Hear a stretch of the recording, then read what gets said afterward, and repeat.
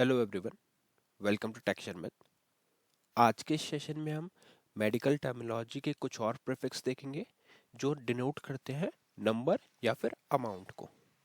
ठीक है, अगर आप ये पूरी सीरीज रेफर कर रहे हैं तो आपको पता होगा कि इससे पहले भी हम इसके दो पार्ट कवर कर चुके हैं। उसी तरह से आज भी हम कुछ ऐसे प्रीफिक्स को देखने वाले हैं जिनका कुछ मीनिंग ऐसा होता है जो डिनोट करता है नंबर्स को, अमाउंट को, या फिर आप बोल सकते हो क्वांटिटी को।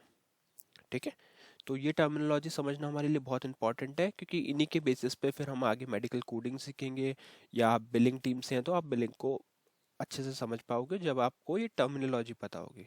ठीक है, तो देखते हैं यहाँ पे आज कौन से टॉपिक्स है हमारे पास। पहला प्रीफिक्स है हमारे पास bi, B I bi. Bi किस सेंस में यूज होता है? जब भी हमारे को किसी ऐसी चीज को रिप्रेजेंट करना है जहाँ पे अमाउंट उसका टू हो। ठीक है, तो यहाँ पे बाय के लिए मैंने क्या लिखा है? टू। तो कुछ भी ऐसी चीज हो जहाँ पे हमारे को टू इंडिकेट करना है, to quantity as a to indicate करनी है, दो इंडिकेट करनी है, तो उस केस में हम यूज करेंगे बाय प्रीफिक्स का। ठीक है, अब बाय प्रीफिक्स को कैसे यूज किया जाता है उसके लिए मैंने यहाँ पे कुछ एग्जांपल्स लिखे हुए हैं, उन एग्जांपल्स को समझते हैं। पहला है हमारे पास बायलैटरल निमोनिया। ठीक है, बायलैटरल निमोनिया, इसके लिए क्या लिखा हुआ है? Refers to a medical condition और प्रोसेस दैट अफेक्ट्स बोथ। अब आप यहाँ पे देख रहे हो बोथ है, तो यहाँ पे वही सेंस आ रहा है दो का, two, both side of the, both side और both paired organs of the body simultaneously.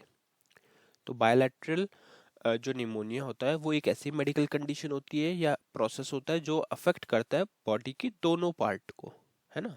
Both side of body paired, और both paired organs of the body simultaneously. तो यहाँ पे वही सेंस के लिए हमने बाय का यूज किया है कि दोनों साइड को रिप्रेजेंट कर रहा है bi, prefix bi. In the example, bilateral pneumonia indicate inflammation और infection in both lungs. Again अब यहाँ पे देख रहे हो, तो जब भी आपको इस तरह की बोथ टर्मिनोलॉजी का सेंस प्रोड्यूस करना है अपने प्रीफिक्स से, तो उस केस में आप यूज करोगे टर्म बाय का। ठीक है, ये एक एग्जांपल हो गया। नेक्स्ट एग्जांपल देखते हैं। नेक्स्ट एग्जांपल है हमारे पास बायकस्पिड वॉल। बायकस्पिड वॉल्व, इसके लिए क्या लिखा हुआ है? रिलेट्स टू अ स्ट्रक्चर और ऑर्गन हैविंग टू कस्प और पॉइंट्स।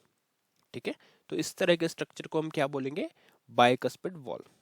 ठीक है, ये इससे रिलेटेड होता है। ठीक है, आगे देखोगे, the bicuspid valve is also known as mitral valve and is located between the left atrium and right ventricle of the heart.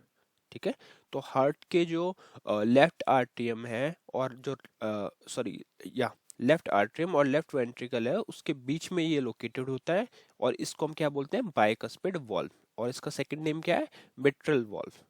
तो यहाँ पे हमारे को क्या बायकस्पिड है, उसमें बाय क्या रिप्रेजेंट कर रहा है? दो। और दो का सेंस यहाँ पे क्या बन रहा है? रिलेट टू अ स्ट्रक्चर और ऑर्गन हैविंग टू कस्प्स और पॉइंट। तो दो पॉइंट जिस वॉल्व के होंगे उसको हम बोलेंगे बायकस्पिड वॉल्व। ठीक है, तो ये एक पॉइंट हो गया हमारा। अब देखते हैं नेक्स्ट एग्जांपल। ये आप लोगों ने काफी सुना होगा, बायनोकुलर विजन। इसके लिए क्या लिखा है? Binocular vision is the ability of humans and some other animals to use our two eyes simultaneously. So they can use two eyes, right? To perceive a single three-dimensional image of the world around us. तो binocular vision में क्या होता है? मतलब एक ability होती है human में और कुछ एनिमल्स में जो अपनी आंखों के थ्रू एक ऐसा सिंगल आप व्यू बोल सकते हो या थ्री डायमेंशनल इमेज बोल सकते हो जो उसको परसीव कर सकते हैं, देख सकते हैं, राइट। जो भी आपके आसपास हो रहा है उसको एक थ्री डी जो व्यू प्रोवाइड कर रहा है वो बायनोकुलर विजन कर रहा है।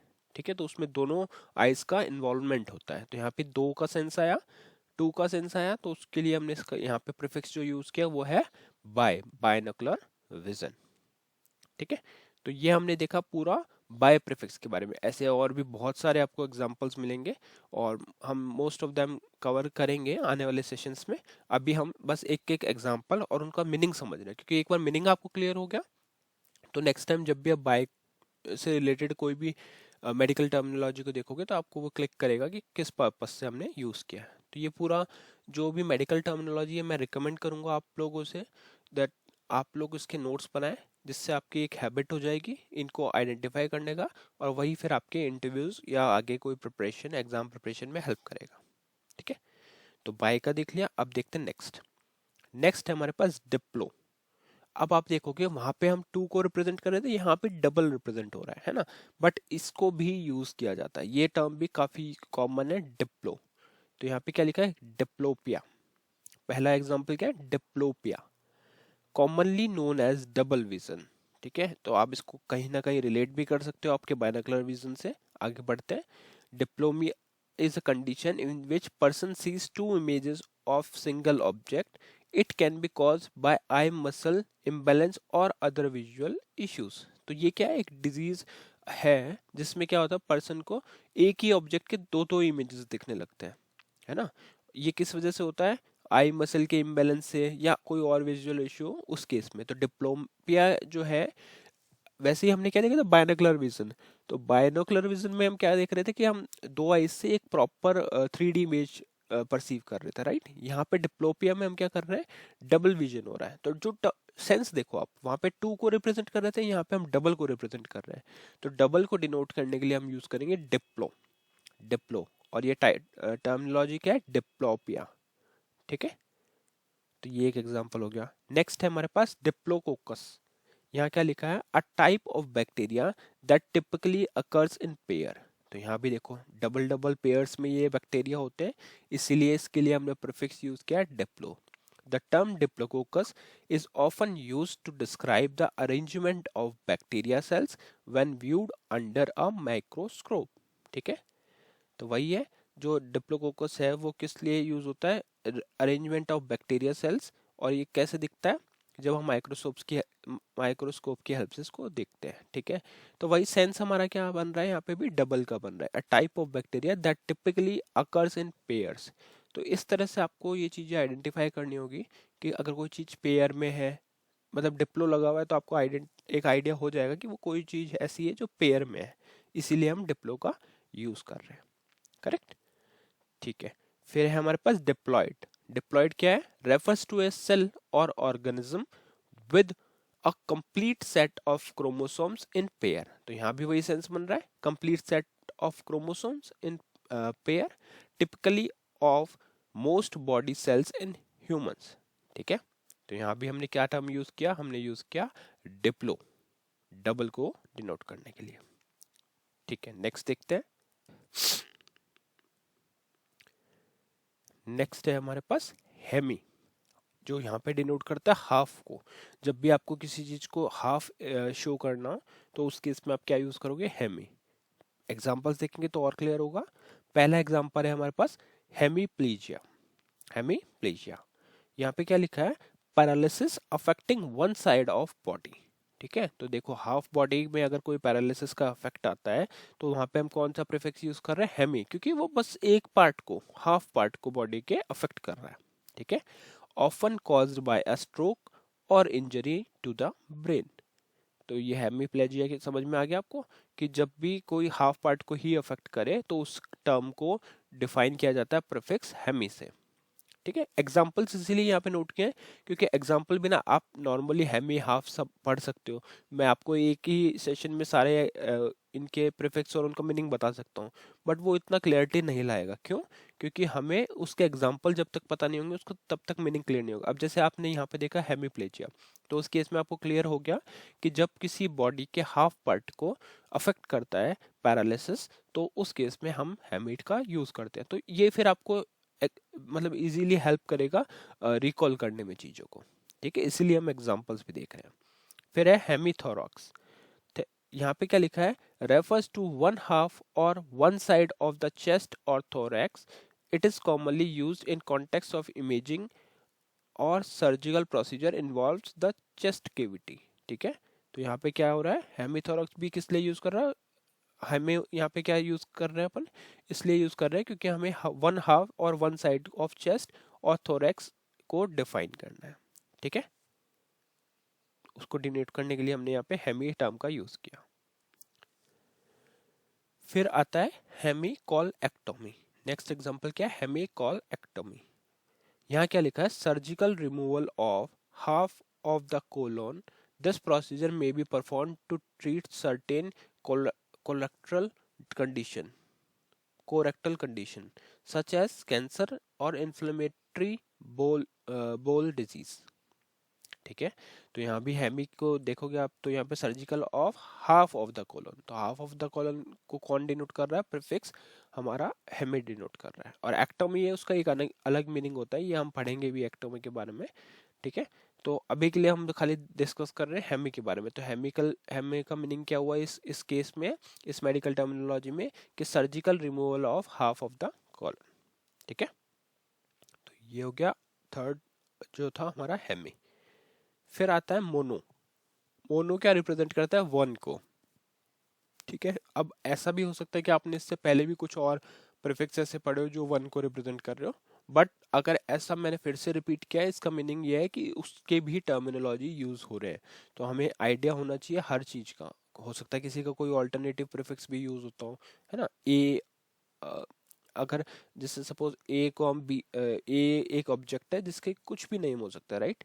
तो इस केस में हमें सारे उसके ऑल्टरनेटिव नेम भी पता होने चाहिए, तभी हम उसको आइडेंटिफाई कर पाएंगे। तो मोनो का मीनिंग क्या है, मोनो यहाँ पर रिप्रेजेंट करता है सेंस को, वन को। ठीक है, तो monochromatism, a vision condition where a individual sees the world in shades of single colour. ठीक है, तो यहाँ पे क्या होता है, एक ऐसा कंडीशन है, मेडिकल कंडीशन है, जहाँ पे जो इंडिविजुअल है उसको पूरा वर्ल्ड सिर्फ एक ही सिंगल कलर से दिखता है, shade of single colour. It also refer to as a total colour blindness. जो पेशेंट कलर ब्लाइंडनेस से सफ़र कर रहे हैं उनको ये मोनोक्रोमेटिज्म का इशू होता है, जहाँ पे उनको पूरा जो वर्ल्ड है, या आप कह सकते हो जो भी उनका विजन होता है, उसमें सिर्फ उनको एक ही कलर शो होता है, उसी के शेड्स वहाँ पे शो होते हैं। ठीक है, तो यहाँ पे मोनोक्रोमेटिज्म उसी के लिए यूज किया गया है, और मोनो यहाँ पे रिप्रेजेंट कर रहा है वन, क्योंकि सिंगल कलर शो हो रहा है मतलब वन ही। ठीक है, फिर आता है मोनोप्लेजिया। मोनोप्लेजिया यहाँ पे paralysis affecting a single limb और specific of the body such as arm और लेग। तो अगर किसी पेशेंट को पैरालिसिस सिर्फ एक आर्म में हुआ है, किसी एक लेग पे हुआ है ना, तो उस केस को हम क्या बोलेंगे, मोनोप्लेजिया, क्योंकि यहाँ पे सिर्फ एक ही पार्ट को अफेक्ट कर रहा है ना। इससे पहले हमने देखा था हेमिप्लेजिया, है ना। तो प्लेजिया में बहुत सारे एग्जांपल्स हो सकते हैं। अभी मोनोप्लेजिया में क्या हुआ, पैरालिसिस अफेक्ट कर रहा है सिर्फ एक सिंगल लिम्ब को, है ना, और एक सिंगल पार्ट को बॉडी के, तो उस केस में हम यहाँ यूज करेंगे मोनोस प्रीफिक्स का। फिर हमारे पास आता है monocyte, a type of white blood cell that plays a crucial role in immune system defence against infection. Monocytes can transform in macrophages. ठीक है, तो मोनोसाइट क्या है, a type of white blood cell that plays a crucial role. तो हमारे immune system में जो crucial role play करता है वो मोनोसाइट होता है, जो एक वाइट ब्लड सेल है, और ये डिफेंस करता है किससे के अगेंस्ट, हमारे इन्फेक्शंस के अगेंस्ट। ठीक है, तो ये कुछ 4 टर्मिनोलॉजी है मेडिकल जिसको हमने आज डिस्कस किया। ठीक है, और ये सभी इंपॉर्टेंट है, तो आप इसके नोट बना सकते हो, और फिर इसको वापस से एक बार आप रिकॉल करोगे तो आपको आइडिया हो जाएगा कि बाय, डिप्लो, हेमी और मोनो क्या यूज़ होता है, कब कौन से कंडीशन में हम यूज़ करते हैं। ठीक है, तो इस टॉपिक के लिए तो इतना ही था। और आज का जो क्वेश्चन है आप लोगों की प्रैक्टिस के लिए वो ये है कि what information is provided by the prefix megalo and normo. ठीक है, क्वेश्चन यहाँ पे मैं वही पुट अप कर रहा हूँ जो हम ऑलरेडी कवर कर चुके हैं। तो मैं आपसे रिक्वेस्ट करूंगा आप लोग भी अपनी नॉलेज शेयर करें और इस चीज़ को कमेंट सेक्शन में मेंशन करें इसका आंसर, जिससे कि बाकी लोग भी उसको रेफर कर पाए। ठीक है, सो या आज के लिए इतना ही था। नेक्स्ट सेशन में बाकी टॉपिक डिस्कस करेंगे। So thank you for watching Tech Share में।